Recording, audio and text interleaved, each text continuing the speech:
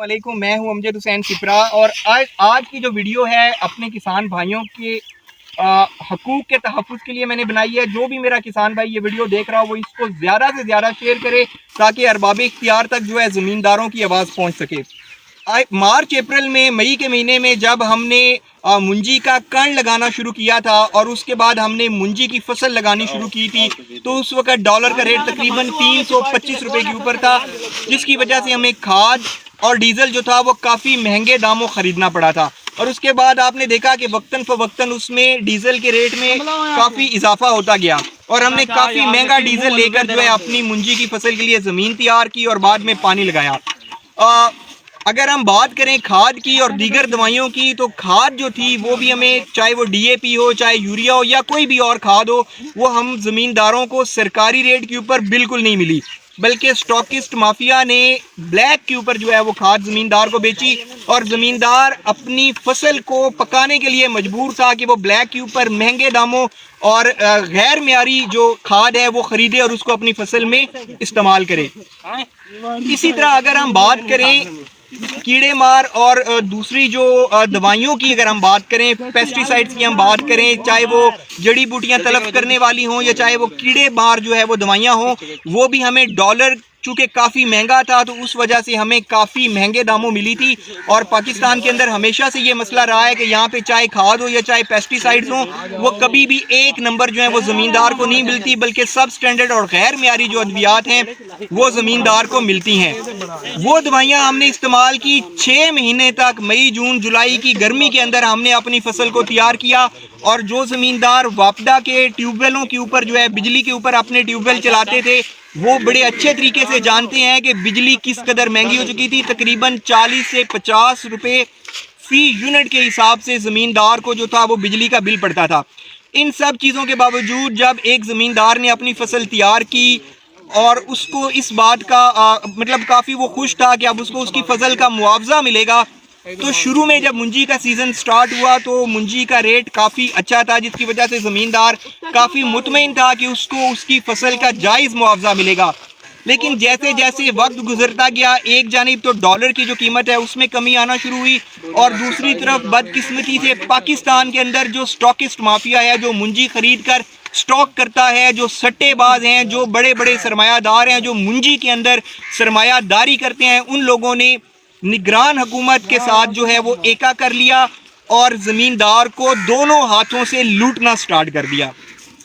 शुरू में ज़मींदार को मुंजी का रेट जो था वो थोड़े दिनों तक अच्छा मिला, लेकिन जैसे जैसे वक्त गुजरता गया मार्केट के अंदर एक मसनूई तौर पे जो है एक फ़िज़ा पैदा की गई, खौफ की फ़िज़ा पैदा की गई और आहिस्ता आहिस्ता जो मुंजी का रेट है वो मंडी के अंदर गिरना स्टार्ट हो गया। और आज 12 अक्टूबर को मैं यहाँ पे आपसे मुखातिब हूँ। सूरत हाल इस हद तक ख़राब हो चुकी है कि ये मेरे पीछे 1509 की वैरायटी है, ये आप देख सकते हैं। ये इस वक्त 3600 रुपये फ़ी मन के अंदर मैंने यहाँ से बेची है।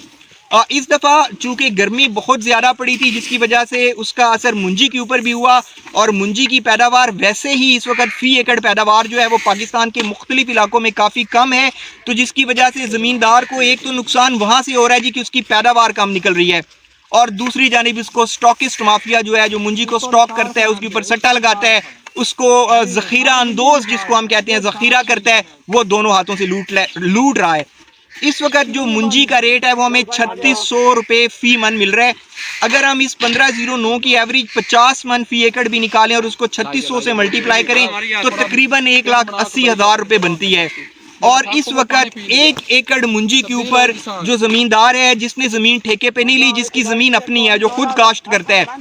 कम अज़ कम जो उसका खर्चा है वो 1,30,000 रुपये से लेके 1,50,000 रुपये तक है। तो आज 6 महीने के बाद हमें टोटल जो बचत हो रही है 1 एकड़ के अंदर से वो सिर्फ और सिर्फ 30,000 रुपये है। और इसके बाद हमने इस फसल में गंदम भी काश्त करनी है, क्योंकि मुंजी के बाद या तो गंदम काश्त होती है या कोई और फसल, तो उस गंदम काश्त करने का भी कम से कम जो खर्चा है वो 30-40 हज़ार रुपये है। उसमें बीज, खाद, ज़मीन की तैयारी और ये सारी चीज़ें शामिल हैं। और जब हम गंदम को काश्त करने से लेके और एंड तक फसल तैयार करने तक भी ज़मींदार का कम अज़ कम 1 लाख रुपया खर्च हो जाता है। अब ज़मींदार कहाँ से 1 लाख रुपया लाए, जबकि उसको मुंजी की फसल से सिर्फ 30 से 40 हज़ार रुपये का जो है वो फ़ायदा हुआ है। मैं हुकूमत पाकिस्तान और हुकूमत पंजाब, इन दोनों से पुरजोर मुतालबा करता हूँ कि ज़मींदारों के हाल के ऊपर रहम करें,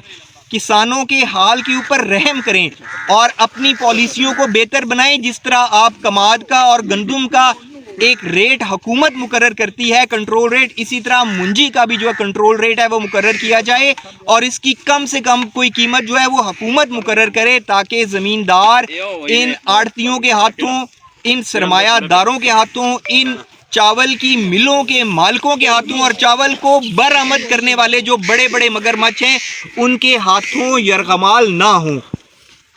और अगर मेरे ज़मींदार भाइयों, अगर आपको मेरी ये वीडियो पसंद आती है और आप चाहते हैं कि आपकी आवाज़ ऐवाने बाला तक पहुँचे, तो इस वीडियो को लाइक कीजिएगा, कमेंट्स करके अपने जो ख्यालात हैं उससे हमें आगाह कीजिएगा और इसको ज़्यादा से ज़्यादा शेयर कीजिएगा, ताकि हुकूमत के ऐवानों में जो लोग बैठे हुए हैं उन तक ज़मींदारों की आवाज़ जो है वो पहुँचे और ज़मींदार का कोई खातिर खा फ़ायदा हो सके। बहुत बहुत शुक्रिया।